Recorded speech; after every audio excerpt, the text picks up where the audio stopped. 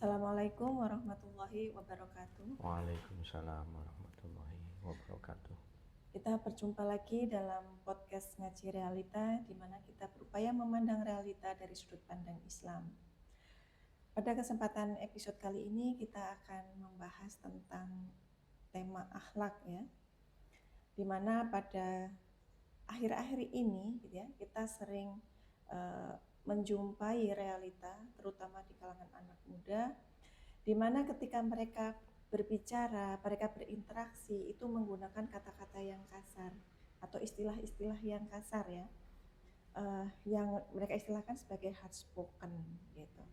Nah, bagaimana sebenarnya Islam memandang ya dalam persoalan ini, dan bagaimana kita harus menyikapinya. Nah, untuk itu pada kesempatan ini sudah hadir kembali bersama kita narasumber kita Bapak Dian Margianto. Assalamualaikum warahmatullahi wabarakatuh. Waalaikumsalam warahmatullahi wabarakatuh. Terima kasih sudah hadir di podcast Ngaji Realita ya kembali. Begini Pak, yang ingin saya tanyakan ya terkait tadi yang saya sampaikan ya di prolog itu tentang anak-anak terutama di remaja gitu ya yang menggunakan istilah-istilah kasar ya dalam perbincangan atau interaksi mereka. Nah, itu sebenarnya apakah itu terkait dengan akhlak ya, dan sebenarnya apa akhlak itu sebenarnya? Ya, terima kasih, pertanyaannya bagus sekali ya.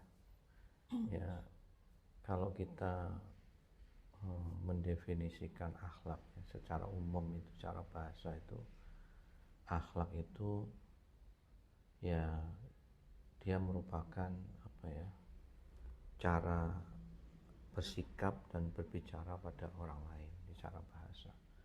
Tapi kalau secara definisi ini ya, akidah gitu, definisi cara lebih ke arah keagamaan gitu ya, bahwa akhlak itu ya dia merupakan buah atau cerminan ketika seseorang itu menjalankan perintah dan meninggalkan larangan Allah. Itu akan tercermin dalam satu akhlak. Misalnya ketika Allah memerintahkan orang untuk berbuat jujur, dan ketika orang itu berbuat jujur, berarti dia sudah memiliki akhlak yang baik, memiliki akhlak yang islami, begitu. Contoh lagi misalnya ketika Allah memerintahkan orang itu untuk menjalankan sholat 5 waktu, ya kan? Memerintahkan orang untuk melaksanakan sholat 5 waktu, berarti seorang itu sudah mempunyai akhlak yang islami. Sebaliknya ketika Allah melarang seseorang itu untuk melakukan riba, ya kan? Kemudian orang itu menjalankan larangan itu, berarti seseorang itu sudah memiliki akhlak yang baik, ya kan? Ketika dia meninggalkan riba, ya kalau dia menjalankan riba, sebaliknya dia sudah memiliki akhlak yang buruk. Dan sebaliknya tadi, ketika orang nggak mau menjalankan perintah Allah, berarti ya seperti sholat, berkata jujur, berlaku jujur, amanah, terus berkata lemah lembut, kalau itu nggak dijalankan, ya berarti dia memiliki akhlak yang tidak baik, ya kan, atau buruk gitu. Itu mungkin itu secara sederhananya. Kemudian terkait dengan ini tadi ya, akhlak tadi, dan dikaitkan dengan pelaksanaan dari perintah Allah.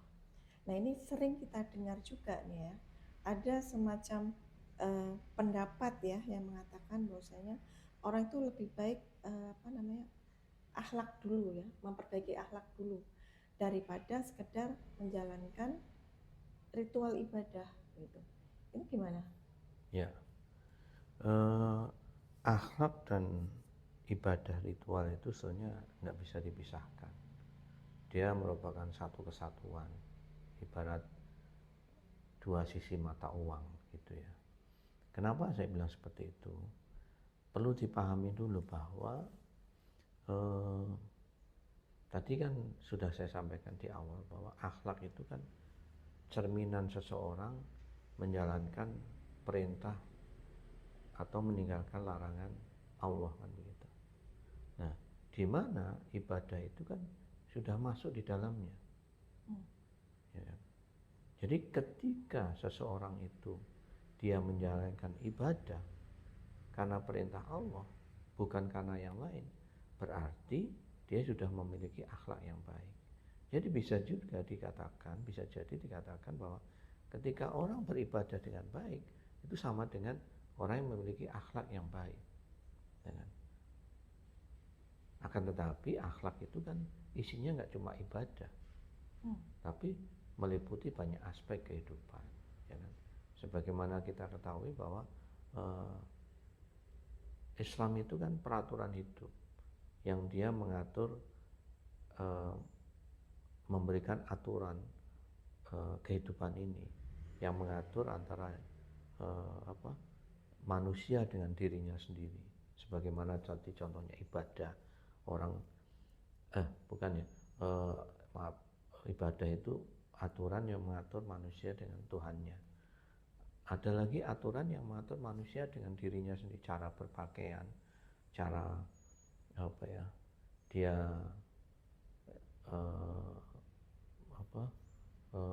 selain berpakaian, terus banyak hal lah itu ya, terkait dengan dirinya sendiri. Kemudian Islam juga mengatur antara hubungan manusia dengan manusia yang lain dengan cara, tadi kalau manusia dengan dirinya sendiri mungkin sikapnya dia, ya kan, itu. Nah, ini antara manusia dengan manusia yang lain, misalnya cara dia berbicara, ya kan, cara dia bersikap juga, itu juga bisa masuk antara hubungan manusia dengan dirinya atau manusia dengan manusia yang lain. Nah, itu Islam semuanya mengatur itu.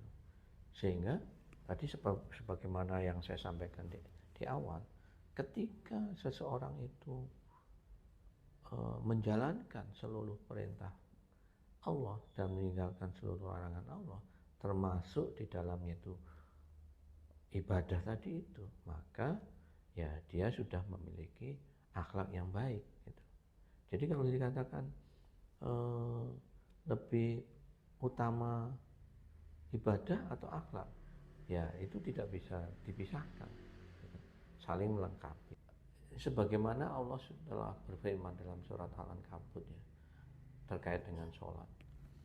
Al-Ankabut ayat 45. Bismillahirrahmanirrahim. Inna sholata tanha anil fahsya'i wal munkar.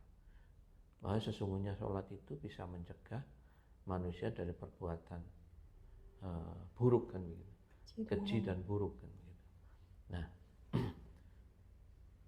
bagaimana bisa sholat kok bisa mencegah perbuatan keji dan buruk, ya kan? Ya, dengan sholat itu manusia itu bisa mengingat Allah, ya kan? Dengan mengingat Allah, manusia itu bisa membatasi dirinya dengan perbuatan-perbuatan yang memang dilarang sama Allah. Gitu.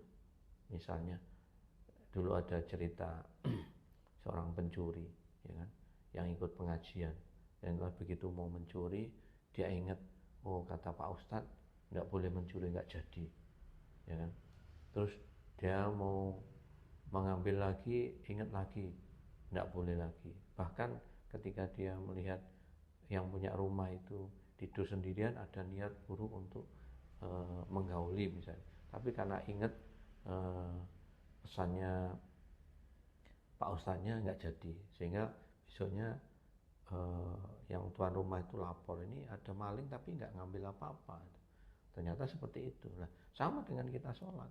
Ketika sholat kita benar-benar kita jalankan karena ingin menjalankan perintah Allah dan Rasulnya, ya, kita selalu ingat sama Allah dan sebagainya, makanya itu bisa mencegah dari perbuatan keji ataupun perbuatan buruk. Nah, jadi kalau tadi disampaikan lebih prioritas mana? Ibadah ritual, apakah itu puasa, sholat, haji dan sebagainya dengan akhlak, ya itu merupakan satu kesatuan yang nggak bisa dipisah. Karena ibadah itu merupakan bagian penting juga dalam akhlak. Karena tadi yang saya sampaikan bahwa Islam itu meliputi hubungan antara dirinya dengan yang mengatur antara manusia dengan dirinya, manusia dengan manusia yang lain, dan manusia dengan penciptanya, yaitu ibadah itu. Makanya nggak bisa dipisahkan. Mungkin seperti itu. Alhamdulillah. Jadi mungkin bisa saya tarik benang merah ya dengan problem di awal ya, fakta realita yang kita temui terkait ini kata-kata kasar ya atau unspoken tadi. Ketika Allah memerintahkan kita karena akhlak itu kan mengatur, perintah Allah kan mengatur manusia dengan dirinya sendiri tadi sampaikan, manusia, hubungannya manusia dengan manusia yang lain dan manusia dengan Tuhannya. Ini mungkin masuk ke ini ya, aturan terkait manusia hubungannya dengan manusia yang lain ya, berbicara yang baik ya, sebagaimana dalam surat Al-Humazah ya. A'udzubillahi minasyaitonir rajim. Bismillahirrahmanirrahim. Wailul likulli humazatil lumazah. Celakalah bagi orang yang mengumpat dan mencela. Itu jadi ada larangan untuk mengumpat dan mencela orang lain. Satu, ketika kita melaksanakan itu berarti kita sudah berakhlak baik ya. Ketika kita tidak mengumpat dan tidak mencela itu ya, terkait dengan hubungan manusia dengan manusia yang lain seperti itu. Dan pencerahan juga bagi kami ternyata pelaksanaan dari perintah Allah dan larangan ya dari Allah yang kita patuhi itu membuahkan hasil kita berakhlak yang baik gitu. Nah, dengan fakta itu apakah bisa kita katakan bahwasanya akhlak itu merupakan cerminan dari keimanan seseorang? Ya, itu pernyataan yang bagus sekali ya. Jadi apakah akhlak yang baik itu cerminan dari keimanan seseorang? Tentu iya gitu. Karena ya tadi yang saya sampaikan bahwa akhlak itu kan hasil dari menerapkan hukum-hukum atau perintah-perintah Allah dan meninggalkan larangan-larangan Allah, ya kan? Kalau ada seorang muslim yang dia memiliki akhlak yang baik, berarti seseorang itu telah menjalankan semua perintah Allah, meninggalkan semua larangan Allah dalam seluruh aspek kehidupan. Ini tidak akan pernah bisa terlaksana atau terjadi tanpa memiliki keimanan yang kuat. Jadi kalau dalam peribahasa saat ini ya, ini seperti dua sisi mata uang, ya kan? Keimanan yang kuat yaitu berarti sama dengan akhlak yang baik. Karena tidak mungkin seseorang itu menjalankan seluruh perintah Allah, meninggalkan larangan tanpa ada kesadaran yang full terhadap perintah Allah itu. Dan kesadaran itu kan keimanan itu sendiri. Kesadaran akan hubungannya dengan Allah. Oh, ini perintah Allah, aku harus menjalankan. Bukan karena ada faktor yang lainnya, enggak. Jadi udah pasti kalau orang itu menjalankan semua perintah Allah dan meninggalkan larangan Allah, otomatis keimanan pasti bagus. Termasuk tadi yang terkait saat ini ya, paradigma anak-anak muda sekarang dengan pakai bahasa-bahasa hard spoken dan sebagainya. Kalau taraf keimanannya bagus, insya Allah yang hard spoken itu sedikit demi sedikit akan hilang. Kenapa? Karena Islam tidak mencontohkan seperti itu. Bahkan dengan soft spoken, ya kan, itu bisa mengubah semuanya, ya kan. Ada satu kisah, ya kan, bagaimana Rasulullah itu menyuapin seorang pengemis Yahudi yang kerjaannya setiap hari menghujat atau apa istilahnya ya, hard spoken pada Rasulullah ya, tadi mencela, mengumpat. Muhammad itu penipu, tukang sihir dan sebagainya. Mungkin bisa jadi lebih kasar daripada itu, wallahu alam, ya kan. Nah, kejadiannya setelah Rasulullah meninggal, ya, Abu Bakar tuh pengen meneruskan kebiasaan Rasulullah. Salah satunya dengan menyuapi seorang pengemis Yahudi tadi itu. Namun apa yang terjadi ketika sahabat Abu Bakar meneruskan aktivitas Rasulullah tadi? Seorang pengemis Yahudi tadi itu merasakan perbedaan cara menyuapinya dan sebagainya. Dikatakan oleh pengemis Yahudi itu, kamu siapa? Saya orang yang biasa menyuapi kamu, ya kan? Bukan gitu, karena beda itu cara menyuapinya. Akhirnya disampaikan sama sahabat Abu Bakar bahwa yang menyuapin kamu sudah meninggal, yaitu orang yang selalu setiap hari kamu cemooh, kamu cela, kamu hujat. Akhirnya alhamdulillah dengan izin Allah, ya pengemis Yahudi itu akhirnya masuk Islam.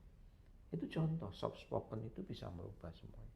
Ada lagi kasus kisah yang lainnya, ketika ada salah satu sahabat, salah satu pemuda, ya kan, datang pada Rasulullah minta izin untuk berzina. Apa kemudian Rasulullah maki-maki? Enggak. Apa kemudian Rasulullah menghujat di depan umum, ya kan? Mungkin bisa jadi kan ya kan enggak masuk logika. Di tengah Rasulullah mengadakan pengajian, di tengah-tengah membahas tentang Islam, ada seorang pemuda yang dia datang tahu-tahu minta izin untuk berzina. Udah pasti kalau reaksi kita orang biasa mungkin dipukulin anak muda itu. Ini kayak seolah-olah menghina gitu. Tapi apa yang dilakukan Rasulullah? Rasulullah cuma menempatkan tangannya di dada sambil nasihatin dengan lemah lembut, wahai anakku, maukah kamu ibumu diperlakukan seperti itu, atau saudara perempuanmu diperlakukan seperti itu? Akhirnya tersadar seorang pemuda itu. Akhirnya dia menangis dan mohon ampun sama Allah, ya. Dan kemudian minta doa sama Rasulullah untuk jauhkan dari perbuatan zina itu. Nah itu contoh, ya. Jadi tadi kalau dikatakan kaitannya dengan keimanan, ya justru orang yang memiliki akhlak yang baik itu udah pasti, ya insya Allah punya keimanannya pasti baik. Karena tidak mungkin orang yang tidak memiliki keimanan yang baik, dia mau menjalankan perintah Allah dan Rasulnya. Jadi udah pasti orang yang punya akhlak yang baik itu orang yang memiliki keimanan yang baik. Begitu.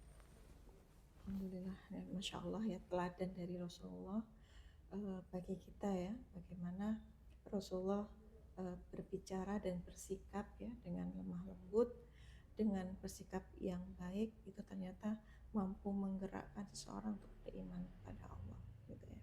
Itu yang patut kita teladani. Alhamdulillah menjadi inspirasi ya bagi kita semua. Kemudian selanjutnya mungkin ada closing statement sebelum kita akhiri acara ini. Ya, hendaknya kita sebagai seorang Muslim itu berusaha sekuat mungkin, ya, berusaha semaksimal mungkin untuk bisa menjalankan semua perintah Allah dan meninggalkan semua larangan Allah dan Rasulnya.